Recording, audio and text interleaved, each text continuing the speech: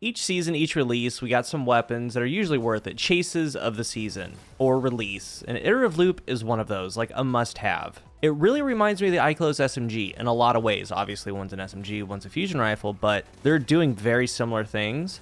And you hear that a lot, right? Must-have. I do kind of feel that this one is mostly of like where you get it. It's a Neomuna weapon. We'll talk about obtaining it here shortly, but as far as craftable weapons, it's something that I really don't like. Like we'll take Drang and Mida. I don't have a crafted Drang.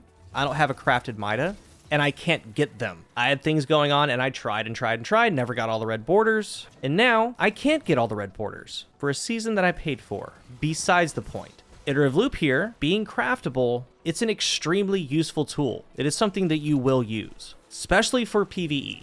When it comes to the Crucible, we're going to see how this shakes out. I'm going to talk about that buff that they're getting. Rapid fire frame, deeper ammo reserve, slightly faster reload when the mag is empty. As a rapid fire frame, they're pretty few far in between, for the most part. We did get Riptide. That was Stasis. Only Stasis rapid fire we've had. Season, I believe, 16 was lightly suspect. We've had No Composure. We have some old ones like the Cartesian Coordinate. There's the Zealot's Reward. But a lot of these are older. An Iterative Loop is the first Arc one, and it has everything that you need for Arc. Comes with the Nanotech Tracer rockets. Landing multiple hits turns your next shot into a homing micro rocket. And even as seasons go on within the aspect, even with older weapons, they sometimes add in an artifact mod that makes these things better, these origin traits better. When it comes to these stats, there's really only one glaring thing about it that I don't really like. It's the recoil direction of 47. All things considered, range, if you take Cartesian out of the equation, which has a higher base zoom, let's remember, they said specifically they're investigating decoupling damage fall off from zoom. So things like Cartesian, Legal Action, some other weapons that have high zoom are going to lose that edge, or at least it appears to. So taking zoom out of the equation, it's got good range at 23 for this class.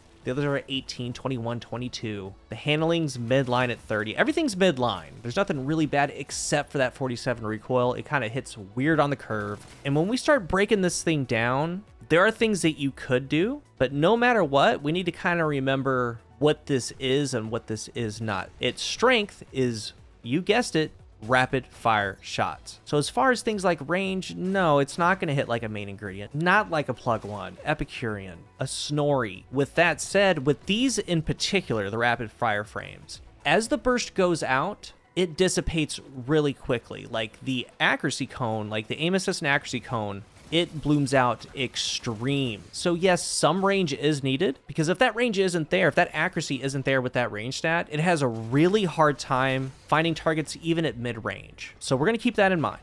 Neomuna weapon, and just like we did in week 1, the best way to get the red borders, look for the gold patrols or with your rank ups. In this exact iterative loop that you're seeing drop right here, I'm going to come back to later on because I think that this one actually changed what I'm doing with my craft. Best thing, destination, Neomuna. Find the terminal overload public event, get in there, bring out your ghost, look for the gold patrol. After you complete it, a Neomuna weapon's gonna drop, and it could be red border. That's how I've gotten round robin, loop. I'm close on some other ones. And also, you're looking out for final boss of the overload. That way you get the weapons from that chest. And I'm gonna go ahead and just start off with my craft, what I crafted. I went the PvE route, as a lot have. I did compulsive reloader, volt shot, projection fuse, extended barrel. I also have on a major spec. This combination, they buffed compulsive reloader. It's a faster reload speed. That way you get a kill, immediately reload, go right into volt shot to add jolt. And as a special weapon, it's got a better jolt multiplier than, let's say, the ikelos SMG. And the ikelos SMG and the iterative loop are extremely close as far as your tools in usage. Obviously, one's an SMG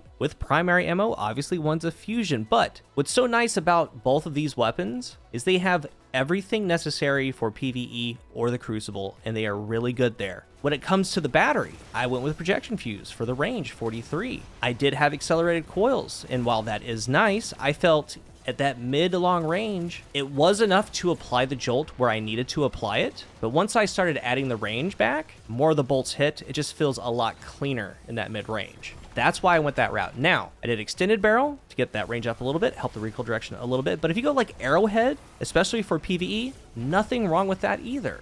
gets the recoil direction to 77. I got this to level 11. I will get it up to enhanced perks. And as far as what to enhance, it would be compulsive reloader because it gives an even faster reload. Volt shot's going to volt shot. Getting a better scaler on the reloader, that's where you should spend that material. But the one that dropped for me, like as I was making this video, is, you guessed it, compulsive reloader, volt shot, projection fuse, arrowhead break, extended barrel. It's the same one with the range mat. It's the same one. So while yes, enhanced is a little bit better in some cases, like compulsive reloader is going to be better. Volt shot a little bit better, but now that I have this, I think that I'm going to turn my crafted one into a PvP one that changes barrels, battery, and perks around a little bit. As far as the barrels, battery, and masterwork, here's the deal with a fusion rifle, especially a rapid fire frame.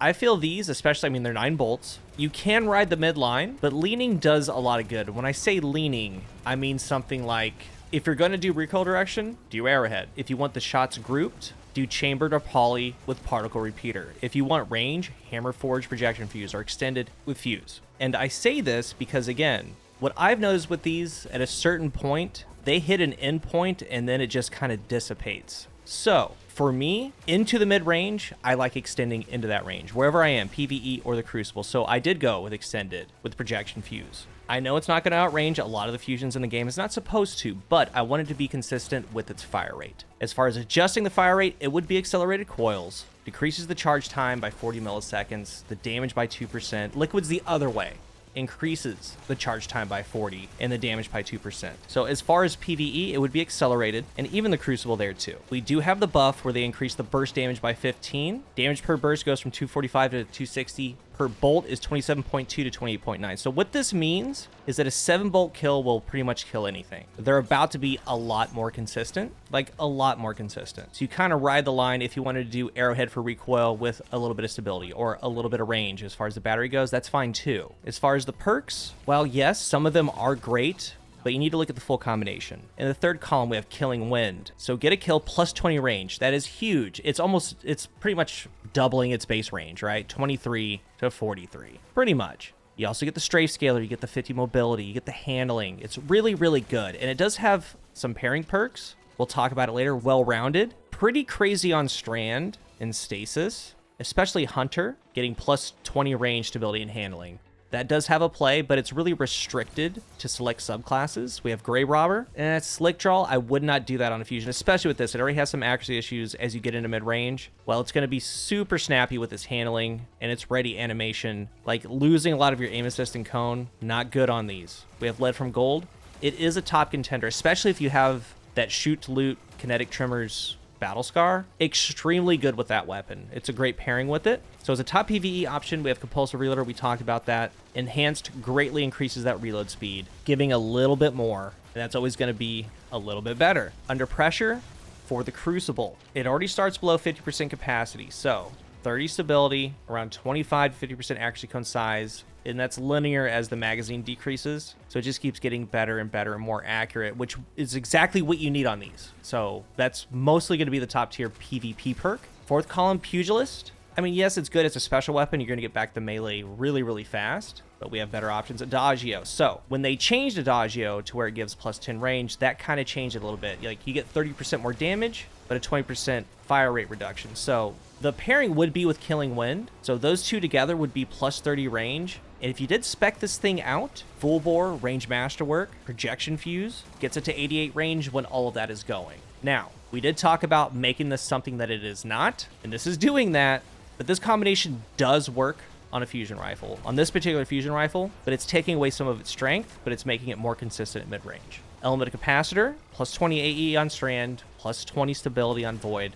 That's where it's going to be used the most. And if you fully lean into a Void sub with Poly, Stability Masterwork, Particle Repeater, Under Pressure, Element of Capacitor, you're getting like 100 stability, which is like unheard of. So super consistent, but with 23 range, right? That's a choice you're going to have to make. I think there's value elsewhere. Adrenaline Junkie, 33% more damage. I would actually go with Pugilist Grave Robber. Demo Junkie isn't available because Demolitionist and Adrenaline Junkie are in the same column. And while yes, it's going to be good, the final two perks are too good to pass up on this thing, and that's Kickstart and Volt Shot. Volt Shot for PvE, and the enhanced benefit is you get a little bit more time with Volt Shot, which is good. Everyone liked that. If you could only choose one between Compulsive Reloader and Volt Shot, go with Compulsive Reloader to enhance, then enhanced volt shot later on. And then we have kickstart. So all of the gameplay that you've seen in the background is from a random roll that I got that is under pressure kickstart. And I did mine full bore, and a lot of it's actually full bore liquid coils. I change around particle repeater every now and again. It's getting the range up to 38, and it's always going to be on the bottom half of that mag. So under pressure is always giving accuracy, always giving stability. And then kickstart, first time we've seen it on a rapid fire. And what's nice about it,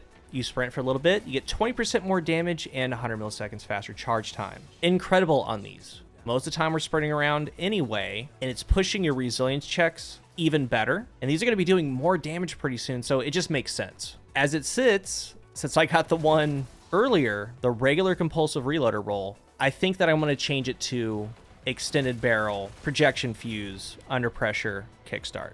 And enhanced kickstart's really, really good too. You get a little bit more time to get off that burst. That means you can stand up and walk around for a second and then still get off the kickstart damage. But all in all, this is an incredible weapon for what it is. Rapid fire fusion, first arc one we've seen in a long, long time. The shortcomings on the stats on these things is made up because of under pressure. Damage like kickstart, the utility of compulsive reloader volt shot. It is a great weapon. And you're going to compare it to some of the things that you have with volt shot, some of the fusions that you have, let's say, meat ingredient that is firmly planted, tap the trigger, or whatever it is. This is a different kind of beast. It's all about speed. And if you're running around, kickstart's going to be great for you. If not, it's probably going to go to element capacitor on void or that kind of weird max range adagio roll. But when I look at these Neomuna weapons, there's some that I absolutely need, not want, need. Like round robin is incredible. I love that. This is a good one. That pulse, I cannot wait to craft it. I'm going to use it all the time. But it's going to be up to you to look at your vault, what you have. But again, as far as a tool, you've seen some gameplay, and what's really, really nice with its multiplier of Jolt, like adding in things like Wither Horde if you're on double special,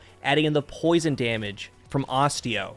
There's so much that you can do with it, and who's to say you can't run like double or triple Arc Surge, place a Jolt on something, and then just Thunderlord it down. There's a lot of play here. And we're going to see how this rapid fire buff shakes out in the Crucible. I think that we're going to see them a lot, but I think it's more so they're just going to be more consistent, if that makes sense. They're going to feel better. They rebuffed shotties. They made them a little bit better. And I wouldn't necessarily say that rapid fires were falling way behind, because I don't think that they were. I just think that people are enjoying using shotguns now again, and shotguns are doing pretty good. They could be a little bit better. And maybe that's what they're thinking. Maybe this rapid fire fusion could be a little bit better too. So we're going to see how that shakes out, but as it sits, one of the best tools in the game that we have.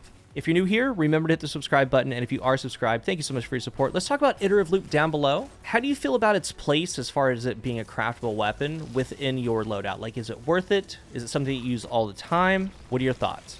Thank you for watching, and until the next one, I am CoolGuy.